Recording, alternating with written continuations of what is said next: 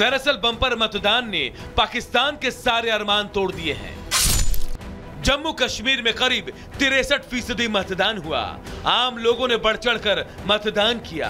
किसी भी इलाके में चुनाव बाइकॉट नहीं हुआ। मतदान में हिंसा, आतंकी वारदात नहीं हुई। चुनाव परिणामों पर भी कोई सवाल नहीं उठा रहा। जबकि पाकिस्तान का इतिहास खुद लोकतंत्र की हत्या की घटनाओं से भरा हुआ है। पाकिस्तानी फौज के पास वहां का लोकतंत्र गिरवी रखा हुआ है। पाकिस्तानी फौज जिसे चाहती है वही वहां की सरकार की बागडोर संभालता है। हालात ऐसे हैं कि पाकिस्तानियों को गुलामी और खुद मुख्तारी में अंतर समझ नहीं आता। अपने हुक्मरान ना जिधर जाते उधर झोली फैलाते, खा जाते, गरीब आवाम ऐसे मारते। ठीक है, तो गरीब आवाम किस दे साढ़े रंगे थे। दुबई में रहते हैं। अच्छा, दुबई में रहते हैं। दुबई का वैसे किस लिए बंद किया? वैसे आप बताएं, मैं बताऊंगा तो कहा जाएगा कि अच्छा बताएं। दुबई का वैसे किस लिए बंद किया? बोलता है आप लोग भीख मांगने इधर आते हैं। हाँ, ऐसा ही है। आपका जो वज़ीर आज़म है वो भीख मांगने आता है। ठीक है, बाकी तो सब भीख मांगने आते हैं। फिलहाल घाटी में लोकतंत्र की जीत का परचम लहरा चुका है। अलगाववादी अपनी अंतिम सांसें ले रहे हैं। पत्थरबाजी का कल्चर गायब हो चुका है। मतलब कश्मीर बदल गया है और पाकिस्तान देखता रह गया है। Bureau report, Republic Bharat.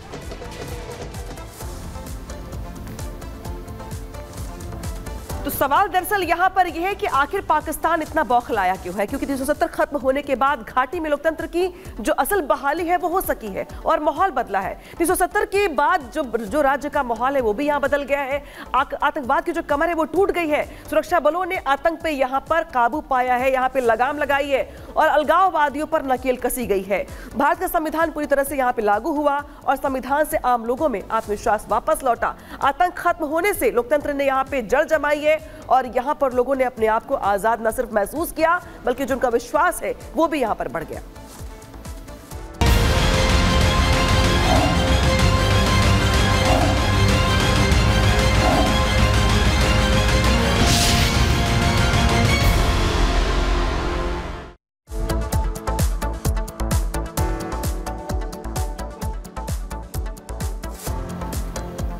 और अब बात करेंगे जिनपिंग की। दुनिया को कर्ज के जाल में फंसाने वाले चीन को पाकिस्तान ने चूना लगा दिया है।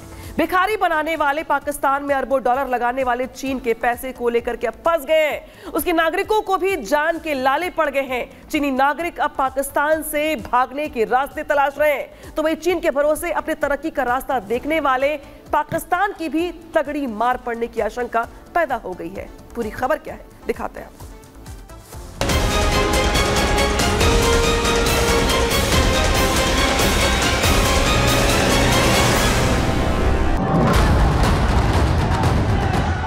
पाकिस्तान में बलूचों की बगावत।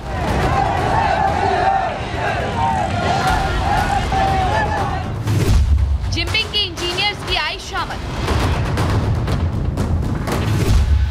भिखारी शरीफ को लगा झटका। डर के मारे भागे चीनी इंजीनियर। खटाई में पड़ गया सीपेक प्रोजेक्ट। भीख के पैसों से तरक्की का सपना देख रहे पाकिस्तान को करारा झटका लगा है। बलूच बागियों के खौफ की वजह से पाकिस्तान में काम कर रहे चीनी नागरिक अब अपना बोरिया बिस्तर बांध रहे हैं। चीनी पैसों से सीपेक बना रहे पाकिस्तान के लिए खबर एक बुरे सपने जैसी है। वहीं पाकिस्तान को भारत के खिलाफ एक हथियार के रूप में इस्तेमाल करने की चीनी सोच को भी भारी चोट लगी है।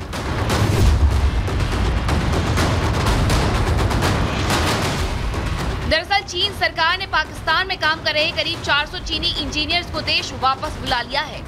ये इंजीनियर सीपेक से जुड़ी तमाम परियोजनाओं में काम कर रहे थे, लेकिन चीनी नागरिकों पर हो रहे हमलों की वजह से जिनपिंग सरकार ने अपने लोगों को पाकिस्तान से वापस बुलाने का फैसला किया है। दरअसल पाकिस्तान में चीन की मदद से अरबों डॉलर के प्रोजेक्ट चल रहे हैं। सीपेक योजना के तहत बन रहे इन प्रोजेक्ट्स का एक बड़ा हिस्सा बलूचिस्तान में चल रहा है।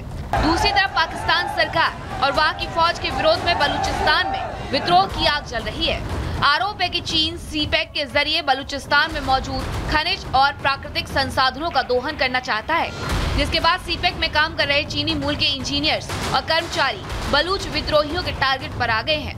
बलूच विद्रोहियों ने चीनी नागरिकों को निशाना बनाना शुरू कर दिया है। ताजा हमला कराची एयरपोर्ट पर हुआ था, जहां 2 चीनी नागरिक मारे गए। चीन ने $65 बिलियन का अभी तक इन्वेस्ट कर चुका है, लेकिन चीनियों के ऊपर अटैक हो रहे हैं और वहाँ काम करना उनके लिए मुश्किल हो रहा है। चीनी वहाँ से छोड़ के भाग रहे हैं। ये सब देखते हुए चीन के लिए वाकई में उनकी बड़ी आर्थिक चोट पहुँच रही है और ख़ास तौर से चीन पहले ही एक रेसेशन यानी कि इकॉनमी के स्लो डाउन से जूझ रहा है, उसमें ये चोट वाकई में चीन के लिए करारी चोट साबित हो। पाकिस्तान की फौज वहां मौजूद चीनी नागरिकों को सुरक्षा देने में नाकाम साबित हो रही है, जिसके बाद हैरान परेशान चीन ने अपने नागरिकों को चीन छोड़ने का आदेश जारी कर दिया है। करीब 400 चीनी इंजीनियर्स ने पाकिस्तान छोड़ दिया है। बलूचिस्तान से लगभग 250 चीनी इंजीनियर्स लौटे हैं, जबकि गिलगित बाल्टिस्तान से 150 चीनी इंजीनियर अपने देश लौट गए हैं। चीनी इंजीनियर कराची और इस्लामाबाद से अपने देश वापस लौट गए हैं। इंजीनियर्स के लौटने से करीब 8 प्रोजेक्ट का काम अटक गया है। सारे प्रोजेक्ट बलूचिस्तान में पावर और इंफ्रास्ट्रक्चर से जुड़े हैं।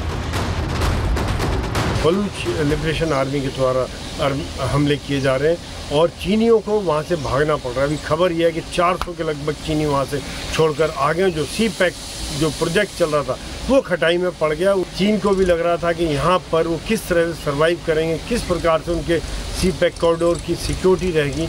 ये एक बहुत बड़ा चैलेंज रहेगा पाकिस्तान के लिए और चीन के लिए एक बहुत बड़ा झटका है। आपको बता दें, पाकिस्तान में पहले भी चीनी नागरिकों पर जानलेवा हमला होते रहे हैं। बलूचिस्तान और कराची में भी कई बार चीनी नागरिकों को धमाके से उड़ा दिया है। इसी हमलों से बौखलाए चीन अब पाकिस्तान की धरती पर अपने सैनिकों की तैनाती भी करने का प्लान कर रहा है। दावा है कि गुलाम कश्मीर में चीन अपनी सेना तैनात कर सकता है, जबकि ग्वादर बंदरगाह में पहले से चीन के सुरक्षा बल खुफिया तौर पर सुरक्षा की कमान संभाले हुए हैं। CPEC योजना का ठप होना चीन और पाकिस्तान दोनों के लिए घाटे का सौदा है, जिसे न चीन सहन कर सकता है और न पाकिस्तान बर्दाश्त कर सकता है। चीन ने अपना अरबों डॉलर इसे लेकर पाकिस्तान को कर्ज के तौर पर झोंक दिया है, तो दूसरी तरफ भिखारी पाकिस्तान को फिर से अपने पैरों पर खड़े होने की आखिरी उम्मीद है जो दंग हो रही है। Bureau report, public Bharat. तो सवाल यहाँ पर ये कि क्या चीन का जो प्लान था CPEC वाला वो खटाई पड़ता दिखाई दे रहा है, इसलिए क्योंकि विकास के नाम पे शुरू हुए CPEC प्लान प्रोजेक्ट को अब यहाँ पे जो है चीन और पाकिस्तान दोनों के गले की हड्डी बन गया है और यही वजह है कि जिसे ना दोनों ही उगल सकते हैं और ना ही निगल सकते हैं। चीन का अरबों डॉलर पाकिस्तान में फंसा हुआ है और कर्ज के नाम पर पाकिस्तान को दिए गए पैसे BLA के विरोध से ठप हो रहे CPEC में ठप होने वाले पाकिस्तान को झटका भी लगा है। चीन के कर्ज में डूबने की वजह से पाकिस्तान कर्ज लौटाने की हालत में यहाँ पे नहीं है और यही वजह कि पाकिस्तान को यहाँ पर झटका लगा है।